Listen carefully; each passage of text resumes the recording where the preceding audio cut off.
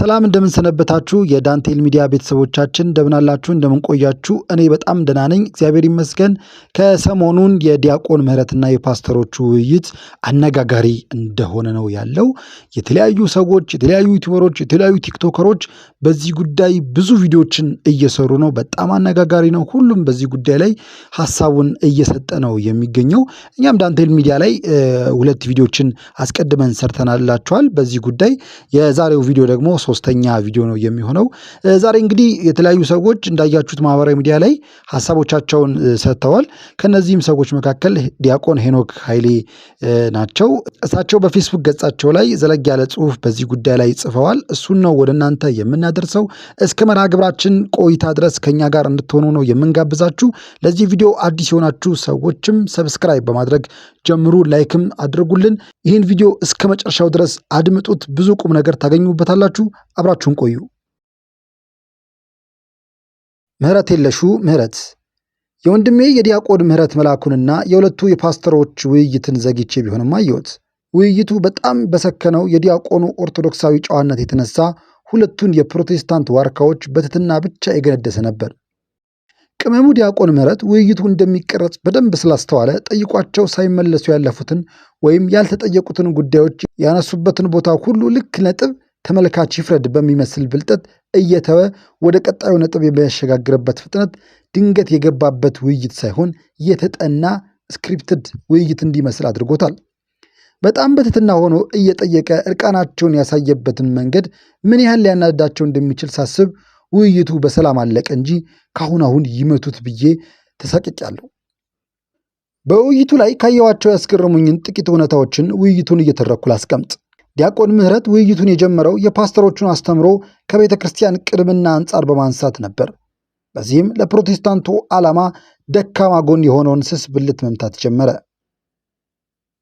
ነገሩ እንዲህ ነው መጽሐፍ ቅዱስን አሁን ባለው ቅርጽ እንዲያደርጋ የሰራችው ቤተ ክርስቲያን ናት ይህን እውነታ ደግሞ መጽሐፍ ቅዱስን በቀጥታ ከሐዋርያት እጅ የተቀበሉትና አዲስ ኪዳን በቀኖና ወስነው ለእኛ ያስተላለፉትን የመጀመሪያዎቹን ክርስቲያን ትርጉምና አረዳድ እንድንቀበል ያስገድደናል ልክ እስራኤል ሕግን ተቀብለው የመጣውን ሙሴን እንደ ባለስልጣን እንደተቀበሉትና ስለ ሕጉ የእርሱን ሐሳብ ያለማወላወል እንደተቀበሉት ሁሉ አዲስ ኪዳን ከሐዋርያት እጅ የተቀበሉትን የመጀመሪያዎቹን ክፍለ ዘመን አባቶችም በአዲስ ኪዳን ትርጉም ላይ ያለችውን ሐሳብ መቀበል ግድ ይለናል ይህን ጠንቅቆ የተረዳው ዲያቆን ምህረት ጥምቀትና ቁርባን ተምሳሌቶች እንጂ ለድነት ፍቱን አይደሉም ስትሉ ነበር ከአንደኛው እስከ ሶስተኛው ክፍለ ዘመን ያሉ ክርስቲያኖችን ሐሳብ ስናይ ደግሞ እነዚህ ነገሮች ለመዳን የግድ አስፈላጊ መሆናቸውን ጽፎ እናገኛለን የኔ ጥያቄ መጽሐፍ ቅዱስን በቀጥታ ከተቀበሉትና አዲስ ኪዳንን በቀኖና ከደነገጉ ክርስቲያኖች ጋር ትርጓሜያችሁ ካልገጠመ ምኑን በመጽሐፍ ቅዱስ አመናችሁ ይባላል አላቸው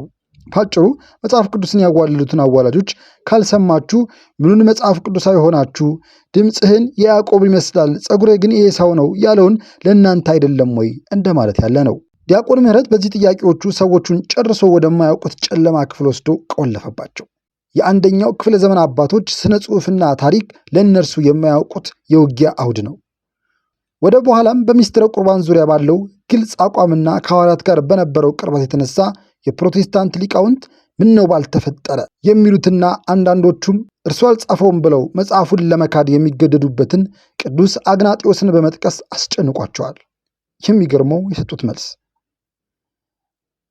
የምትለው እውነት ከሆነ ለምን ሚሊዮኖች ሳይቀበሉት ቀሩ የሚል ልፍስፍስ ጥያቄ ነው ምህረት መለሰ ይህማ እጅግ ብዙ ሰዎች ወንጌል ላለመቀበላቸው የሚቀርብ ምክንያት ነው ብሎ የራሳቸውን አመክንዮ በራሳቸው ላይ መለሰው በሳልሽው ተመተሪ እንደሚለው ፓስተሩ እስቲ በሁለቱም ወገን ጥምቀትና ቁርባን ለድነት ያስፈልጋል አያስፈልግም ከሚሉ ወገን አባቶችን በስም ጥቀስልኝ አለው መረጃ ተጠናክሮ በሁለቱ ወገን ይቅረብልን እንደሚለው ዳኛ ውይይቱን ትቶ ዳኛ ሊሆን ተማጸነ በሁለቱ ወገን ብሎ ነገር የለም ከዚህ ውጪ ሐሳብ ያለው ሰው ስለመኖሩም የተቀመጠ ታሪካዊ ማስረጃ የለም አለ ምህረት የለሹ ምህረት እዚህ ላይ እንኳን ደንግጠው ነው እንጂ እርሱ የጠቀሳቸው እነ ቅዱስ ሄሬኔዎስና ቅዱስ አግናጢዮስ መልስ የሰጡትን ታዲያ ለማን ነበረ ብለው መጠየቅ ይችሉ ነበር ዶስቲስቶችና ግኖስቲኮች ሙሉ በሙሉ የፓስተሮቹን ሐሳብም ባይሆን ቁርባን ላይ ተቃዋሚዎች ነበሩ የምህረት መልአክ ቀሳፊ መልአክ ሆኖባቸው ግን ትንሽ እንኳን አልታገሉም ግን ዶስቲስቶችና ግኖስቲኮች ተጠቃሽ ክርስቲያኖች ስላልሆኑ ሁለት ወገን አልነበረም ቢል ዲያቆን ምህረት ልክ አለው ፓስተሩ እሺ ይሉተርስ አለ። ነገሩ የመጣው ገና 500 ዓመት ከሆናቸው ከራዲካል ሪፎርመሮች ነው ብሎ የሉተርን ባላንጣዎች ጠቀሰበት። ፓስተሩ ጊዜው ምን ያደርጋል አለ። ስለ ታሪክ እየተወራ ጊዜው ምን ያደርጋል ከሚል ሰው ይሰውራችሁ። ከታሪክ አንጻር ክርስትና ጌታ ለሐዋርያት የሰጠው እምነት ነው ብላይ ካመንክ በመጀመሪያው ክፍለ ዘመን የነበሩ ክርስቲያኖች የምታምነውን እንደሚያምኑ የሚያሳይ ነገር ልታይ ይገባሃል አለው። ፓስተሩ ወዳጄ እመነኝ፣ በዚያ ዘመን የነበሩ ክርስቲያኖች ሁሉ ክርስቶስን የራሱን ሥጋ በልቷል ብለው አላመኑም ብሎ ነገሩን ሪዲክለስ ሊያደርገው ሞከረ። ይህን ስሰማ ትዝ ያለኝ ይህ ሰው ሥጋውን ልንበላ ይሰጠን ዘንድ እንዴት ይችላል ብለው አይሁድ የተከራከሩትን ክርክር ነው። ጌታ ሥጋዬ እነሆ እያለ የለም ሥጋህ አይደለም ብሎ ክርክር እንዴት ያለ ነው? ዲያቆኑ ሐዋርያውን ጠቅሶ ሳይገባው ይህን እንጀራ የበላ ወይም የጌታን ጽዋ የጠጣ ሁሉ የጌታ ሥጋና ደም ዕዳ አለበት። ስለዚህ በእናንተ ዘንድ የደከሙትን የታመሙ ብዙዎች አሉ፣ አያሌዎችም አንቀላፍተዋል። አንደኛ ቆሮንቶስ ምዕራፍ 11 ቁጥር 30። ከዚያም ሥጋና ደሙ ተራ እንጀራና ወይን ብቻ ከሆነ እንዴት ተቀብለው ሳይገባቸው የሞቱ ሰዎች ሊኖሩ ቻሉ ብሎ ጠየቀ። አዝናኙ ውይይት እንደቀጠለ ነው። ሰውየው ጥያቄውን መመለስ ትቶ አንወርዝሊ ማለት ወርዝሊ ያልሆነ ነው ብሎ ቃሉን አብራራ። ቀጠለና ጉዳዩን ከማይገናኘው የሴት ፀጉር አለመሸፈን ጋር አገናኘው። ሲጀመር ጠጉር ስላልሸፈነች የሞተች የለችም። እየተወራ ያለው ቆርቦ ስለሞቱ ሰዎች ነው። አልበቃው ብሎ ስለ ሴክስ ጉድሰስ፣ ስለ ሚቱ ሙቭመንት ዘባረቀ። መልስ ስታጣ የምታውቀውን ሁሉ ልትዘባረቅ እንደምትችል ያሳያል። ዲያቆኑ ማባበል ጀመረ። ያንተን ሐሳብ የሚያራምዱ ሰዎችን ከልብ ያከብራለሁ። እውነት እውነት እላችኋለሁ የሚለውን ይዘህ ይህ እውነተኛ ሥጋው ነው የሚሉትን ከልብ አከብራለሁ አለ። አክባሪ ይስጥልን፣ ግን እኛ ይህን ጥያቄ እንደ ማስረጃ አላነሳንም። ዲያቆኑ እዚያው ቆሞ ለተራ እንጀራ ሰው እንዴት ይሞታል ብሎ የጠየቀውን ፍጥጥ ያለ ጥያቄ ትቶ ከዚህ በፊት ሌሎች ሰዎች ያነሱትን ዊግ አርጊመንት እየጠቀሰ እንዲህ በለይና ልርታ ብሎ ተለማመጠ። ከዚያ ደግሞ በሚስቲካል ቼንጅ የሚያምነውን ኦርቶዶክሳዊ በግድ መገለጥን ካላመንክልኝና እርሱን ለመቃወም ያጠራቀምኩትን መከራከሪያ አንተ ላይ ልጠቀመው ይል ጀመር። ቀጥሎ የተነሳው ድህነት ሂደት ነው የሚል ሐሳብ ነው። ይህን ጊዜ ፓስተሩ ከቁርባን ርዕስ እረፍ ያለ መስሎት ፈነደቀ። ኢት ኢዝ ናው ቢካሚንግ ኤ ሳሊቬሽን ኢሹ እያለ ሲቅበጠበጥ አሁን ገና ተመቻቸልኝ ብሎ ደስ እንዳለው ያስታውቅ ነበር። ምሕረቱ ድናችኋል ብቻ ሳይሆን ትድናላችሁ ይላል ብሎ የድህነትን ሂደታዊነት አብራራ። ይህን ጊዜ ሌላው ፓስተር ጸጋ አላስቻለውምና ገባ። ፓስተር ጸጋ በጸጋ ድናችኋል ይላል አለና ዘሎ ገባ።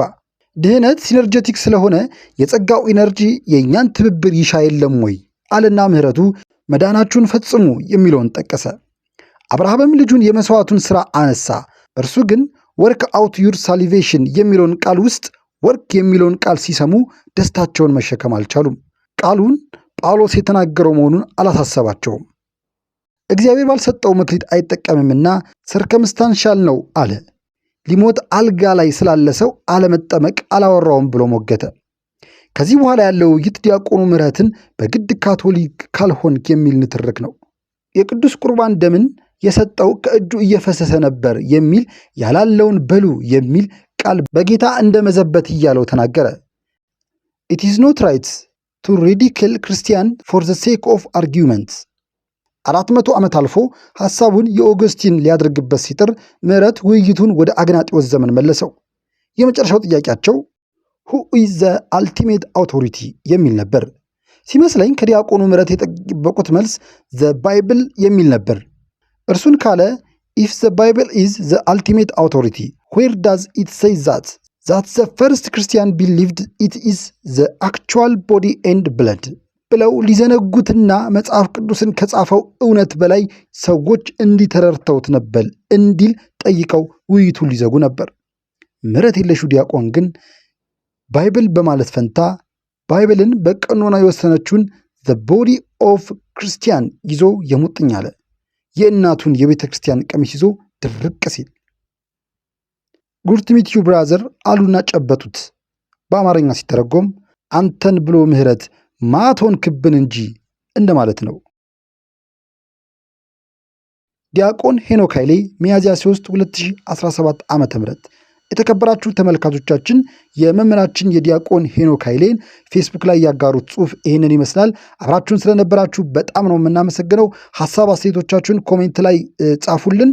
ለዚህ ቪዲዮም አዲስ የሆናችሁም ሰዎች ሰብስክራይብ በማድረግ ቪዲዮውን እንድታዩት ነው የምንጋብዛችሁ። ለሌሎችም ሼር አድርጉ፣ ላይክ አድርጉ። ስለተመለከታችሁኝ በጣም አመሰግናለሁ። ቻው